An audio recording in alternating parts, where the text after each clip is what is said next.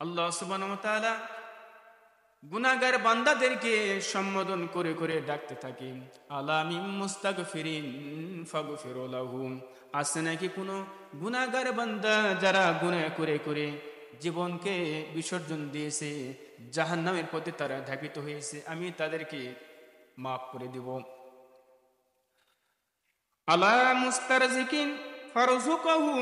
আছে নাকি কোনো রিজিক চাইওয়ালা ব্যক্তি আমার নিকটে রিজিক চাইবে, আমি রাজ্জাক, আমি আল্লাহ সুবহানাহু ওয়া তাআলা তাদেরকে রিজিক দান করব, রিজিকের প্রশস্ততা দান করব।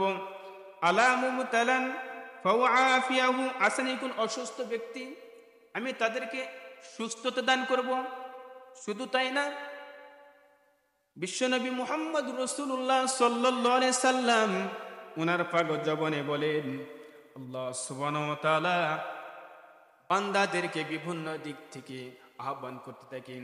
আছে নাকি আমার উমুক বান্দারা যারা বিভিন্ন পেরেশানিত, ঋণগ্রস্ত, অসুস্থতা জন্য আমার নিকটে দোয়া চাই, আমি তাদেরকে শেফায়ে আজেলা দান করব।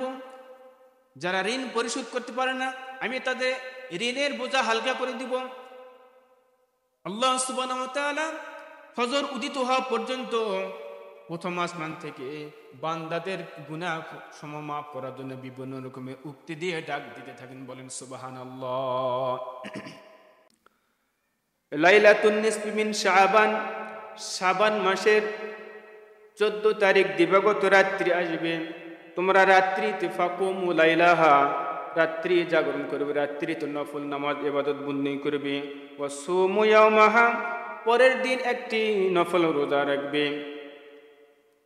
সম্মানিত উপস্থিতি,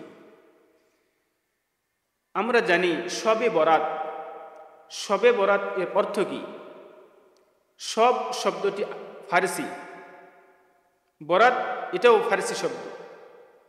বাংলাতে বলা হয় ভাগ্য নির্ধারণের রজনী, আরবিতে বলা হয় লাইলাতুন নিসফি মিন শাবান, শাবান মাসে 14 তারিখ দিবাগত রাত্রিকে বলা হয় লাইলাতুন নিসফি মিন শাবান। আর যেটা আমরা প্রসিদ্ধ মাফিক আমরা বলে থাকি শবে বরাত, সব শব্দটি ফারসি, বরাত এটাও ফারসি শব্দ, ভাগ্য নির্ধারণের রজনী। আল্লাহ সুবহানাহু ওয়া তাআলা শবে বরাতের এই রজনী থেকে নিয়ে সামনে 1 বছর পর্যন্ত যত মানুষ পৃথিবীতে আল্লাহ সুবহানাহু ওয়া তাআলা প্রেরণ করবেন, ওই সমস্ত মানুষের একটা তালিকা লৌহে মাহফুজ থেকে আল্লাহ সুবহানাহু ওয়া তাআলা এটা প্রেরণ করে দেন। এবং এই 1 বছরের ভিতরে যত মানুষ মৃত্যুবরণ করবে তাদের একটা বাজেট তালিকা ঘোষণা আল্লাহ সুবহানাহু ওয়া তাআলা লৌহে মাহফুজ থেকে 1 বছরের একটা তালিকা প্রেরণ করে দেন।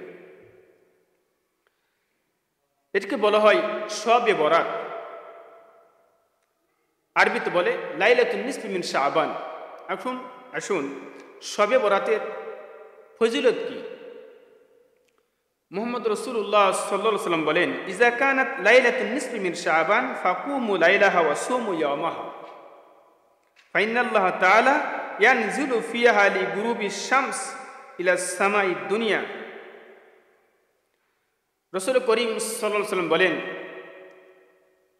লাইলাতুন নিসফি মিন শাবানের রাত্রিতে ফাকুমু লাইলাহা, রাত্রি জাগরণ করা, এটা নফল। ফাকুম দ্বারা নফল ইবাদত বন্দেগী নামাজ আদায় করা, নফল ইবাদত বন্দেগীর মধ্যে কুরআন তেলাওয়াত, জিকির আজকার, দান খয়রাত এগুলো এর মধ্যে শামিল। পরের দিন একটি নফল রোজা রাখা, ওয়া সুমু ইয়াওমাহা, পরের দিন একটি রোজা রাখা। তাহলে আমরা শবে বরাতের করণীয় বর্জনীয়, করণীয় হইতেছে যেটাকে সহিহ হাদিস মাফিক রাসূল করিম সাল্লাল্লাহু আলাইহি সাল্লাম বলেন, রাত্রিতে নফল ইবাদত বন্দেগী এখানে নির্ধারিত নেই, নির্দিষ্ট নেই কত রাকাত নামাজ। এশার নামাজের পর শবে সাদিক পর্যন্ত, ফজরের নামাজের আগ মুহূর্ত পর্যন্ত আমি যতটুকু পারবো নফল নামাজ আদায় করব। 100 রাকাত 200 রাকাত এরকম নির্ধারিত না, আমার দ্বারা যতদূর সম্ভব। এবং আমাকে খেয়াল রাখতে হবে যাতে আমি ফজরের নামাজ আদায় করতে পারি। এবং মাঝে মধ্যে কুরআন কারীম তেলাওয়াত করা, জিকির আজকার করা, দোয়া করা। যে সমস্ত আমার ওয়ারিস বর্গরা মৃত্যুবরণ করেছে, যত মুসলমান আল্লাহ ফাকির বান্দা বান্দার মৃত্যুবরণ করেছে, তাদের সকলের জন্য দোয়া করা। তো রাসূল করিম সাল্লাল্লাহু আলাইহি সাল্লাম শবে বরাতের রাত্রিতে উনি একসময় মুর্দাদের জন্য দোয়া করতে গিয়েছিলেন জান্নাতুল বাকিতে। তো এই হিসেবে আমরাও ধরতে পারি কোনো দলবদ্ধ ছাড়া 2-1 জন সহ আমাদের নিকটতম আত্মীয় স্বজনের কবর পার্শ্বে দোয়া করতে পারি। ফাইনাল্লাহ তাআলা ইয়ানজিলু ফিহা লিগুরুবিশ শামসি, আল্লাহ সুবহানাহু ওয়া তাআলা প্রথম আসমানে নেমে চলে আসেন। লিগুরুবিশ শামস, সূর্য ডুবার পর থেকেই, ইলাস সামাইদ দুনিয়া, প্রথম আসমানে আল্লাহ সুবহানাহু ওয়া তাআলা আসমান থেকে প্রথম আসমানে নেমে চলে আসেন। আসার পর ফায়াকুলু আলা মিন মুস্তাগফিরিন, আছে নাকি কোন আমার গুনাহগার বান্দারা আমার নিকটে দোয়া চাইবে? ফাগফিরু লাহু, আমি তাদেরকে মাফ করে দিব। আল্লাহ সুবহানাহু ওয়া তাআলা গুনাহগার বান্দাদেরকে সম্বোধন করে করে ডাকতে থাকে, আলা মিন মুস্তাগফিরিন ফাগফিরু লাহু, আছে নাকি কোনো গুনাহগার বান্দা যারা গুনাহ করে করে জীবনকে বিসর্জন দিয়েছে, জাহান্নামের পথে তারা ধাবিত হয়েছে, আমি তাদেরকে মাফ করে দেব।